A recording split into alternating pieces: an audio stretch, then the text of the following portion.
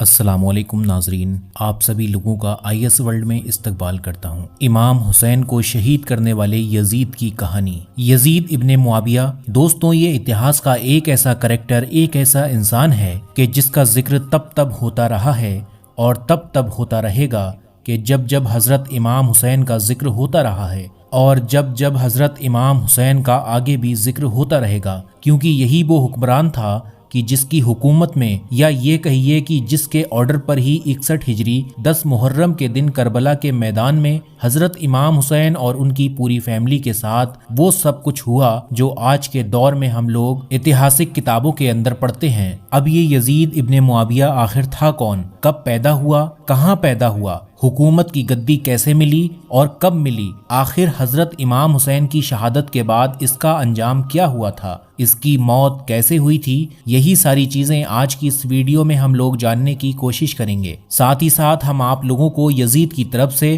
کیے گئے 3 سب سے بڑے گناہوں کے بارے میں بھی بتائیں گے کہ جن میں سے ایک تو حضرت امام حسین اور ان کی پوری فیملی کے اوپر کیے گئے ظلم و ستم تھے، جبکہ 2 اور بھی ایسے بڑے گناہ تھے کہ جن کا ذکر آج کل تو زیادہ نہیں ہوتا ہے، مگر وہ بھی اتنے بڑے اور خطرناک تھے کہ اس دور میں انہوں نے پوری مسلم دنیا کو ہلا کر رکھ دیا تھا۔ تو چلیے اب اس کہانی کو بالکل شروع سے شروع کرتے ہیں۔ IS ورلڈ کے نالجبل فرینڈز، یزید کی پیدائش ایگزیکٹلی کس سال میں ہوئی تھی؟ اس کو لے کر تو اتہاس کاروں کی الگ الگ رائے پائی جاتی ہے، مگر پھر بھی اگر زیادہ تر کی مانے تو یہ جنم 645 یا پھر 646 عیسوی کے قریب میں ہوا تھا، اور اسلامک کیلنڈر کے حساب سے 25 ہجری میں تو آپ کہہ سکتے ہیں کہ یزید کی پیدائش نبی علیہ السلام کے اس دنیا سے چلے جانے کے لگ بھگ 13 سے 15 سال کے بعد ہوئی تھی۔ یہ پیدائش آج کے دور کے سیریا کے علاقے میں ہوئی تھی، اور یہیں پر ہی یزید کی پرورش ہوئی، اور یزید کے والد کا نام تھا حضرت امیر معاویہ،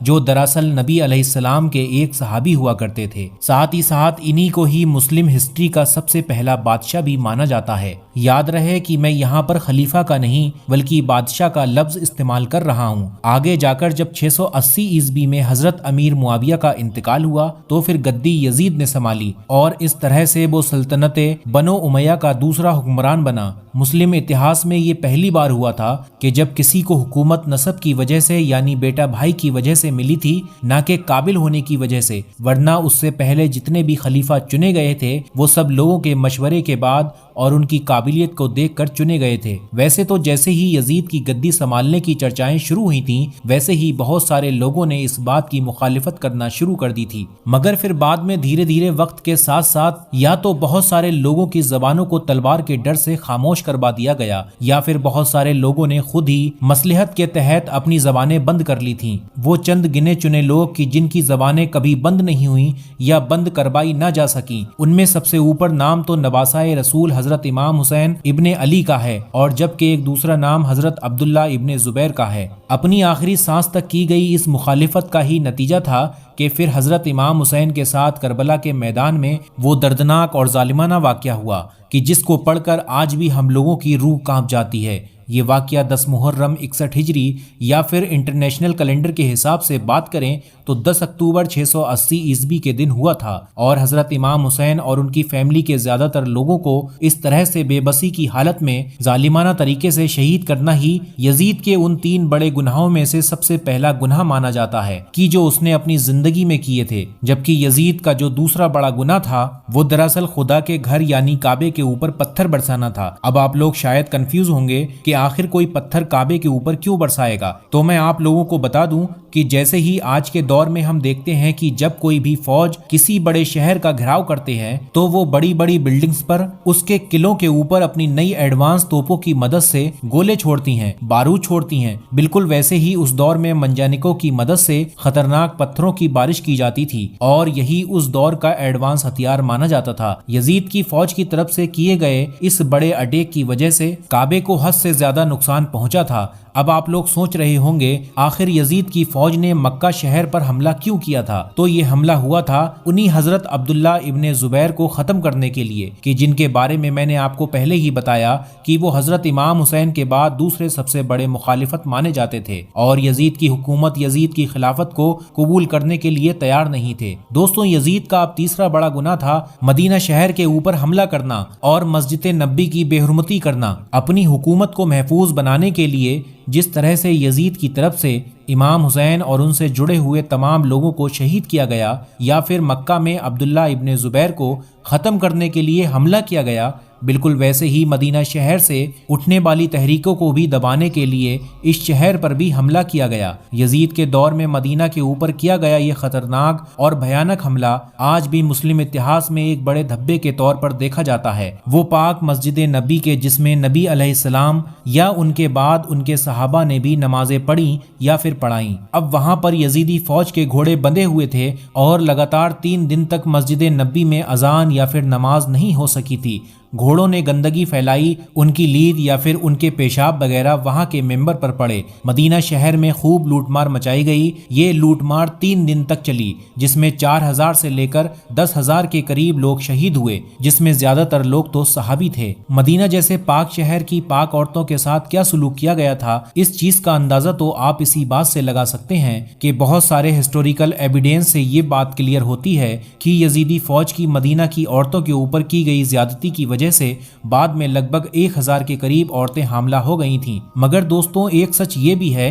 کہ 680 عیسوی میں گدی پر بیٹھنے والا یزید 683 عیسوی میں ہی مطلب صرف اور صرف 3 سال کے بعد ہی اس دنیا سے چلا گیا تھا، اور جس وقت اس کی موت ہوئی اس وقت اس کی عمر بھی زیادہ سے زیادہ 35 سے 40 سال کے بیچ تھی، اور اس کی اسی اچانک موت کی وجہ سے ہی مکہ پر حملہ کرنے والی اس کی فوج بھی عبداللہ بن زبیر کو ختم کرنے میں کامیاب نہیں ہو پائی تھی، اور اس کو نہ چاہتے ہوئے بھی یزید کی موت کی خبر سنتے ہی اپنی راجدھانی واپس لوٹ کر جانا پڑا تھا۔ اب یزید کی موت ایگزیکٹلی کس طرح سے ہوئی تھی، اس کو لے کر اتہاسکاروں سے الگ الگ رائے پائی جاتی ہے۔ کچھ نے لکھا ہے کہ کربلا کے واقعے کے کچھ وقت کے بعد ہی یزید ایک بڑی ہی خطرناک بیماری کا شکار ہو گیا تھا، جس سے وہ پیٹ کے درد اور آنتوں کی زخم کی وجہ سے ایک مچھلی کی طرح تڑپا کرتا تھا۔ اس کو پانی دیا جاتا تھا، وہ جب بھی تڑپتا تھا اور پانی کے بغیر بھی تڑپتا تھا۔ بستر پر پڑے یزید کو جب آخری وقت میں اپنی موت کا لگ بھگ یقین ہو گیا تھا تو اس نے اپنے بڑے بیٹے جس کا نام معاویہ ابن یزید تھا اس کو اپنے پاس بلایا اور اس سے سلطنت کے معاملے کے بارے میں کچھ کہنا ہی چاہتا تھا کہ اس کا وہ بڑا بیٹا بہت ہی تیزی کے ساتھ چلاتا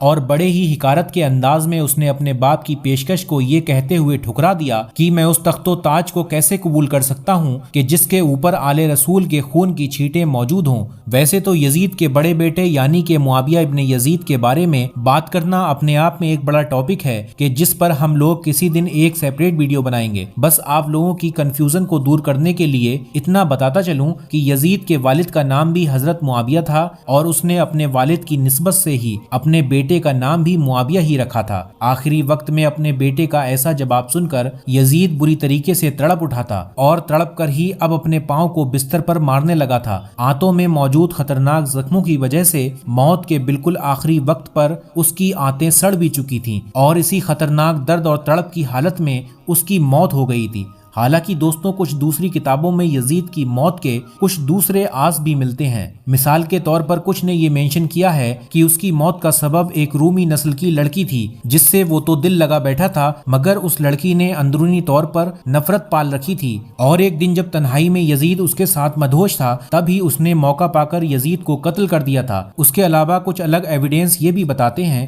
کہ یزید کی موت گھوڑے سے گرنے کی وجہ سے ہوئی تھی۔ ایک بار گرنے کی وجہ سے ہوئی تھی، ایک بار یزید اپنے بندر کو کھچر پر بیٹھا کر دوڑا رہا تھا اور خود بھی گھوڑے پر بیٹھ کر اس کے پیچھے بڑی ہی مستی اور مدہوشی میں دوڑتا چلا جا رہا تھا جب یہ اچانک سے گھوڑے سے گرنے کی وجہ سے اس کی گردن ٹوٹ گئی، جس کی وجہ سے وہ دوبارہ کبھی بھی کھڑا نہ ہو سکا اور اسی درد کے عالم میں اس کی موت ہو گئی تھی۔ فی الحال ان ساری الگ الگ روایتوں میں سے جو سی بھی روایت صحیح ہو، لیکن ایک بات کلیئر ہے کہ یزید کی موت کم عمر میں ہوئی تھی اور ساتھ ہی ساتھ اس کی موت بہت نیچرل بھی نہیں تھی۔ جہاں تک تک معاملہ اس کی قبر کا ہے تو وہ آج بھی اسی سیریا کے اندر موجود ہے کہ جہاں پر اس کی پیدائش ہوئی، جہاں پر اس نے پرورش پائی اور جہاں پر ہی اس کی موت ہوئی تھی۔ فی الحال دوستوں آج کی اس ویڈیو کو ہم یہیں پر ختم کرتے ہیں۔ ویڈیو اگر انفارمیٹیو لگی ہو تو لائک کرنے کے ساتھ ساتھ دوستوں کے ساتھ شیئر ضرور کرنا اور ہمارے چینل IS World کو سبسکرائب کرنا نہ بھولیں۔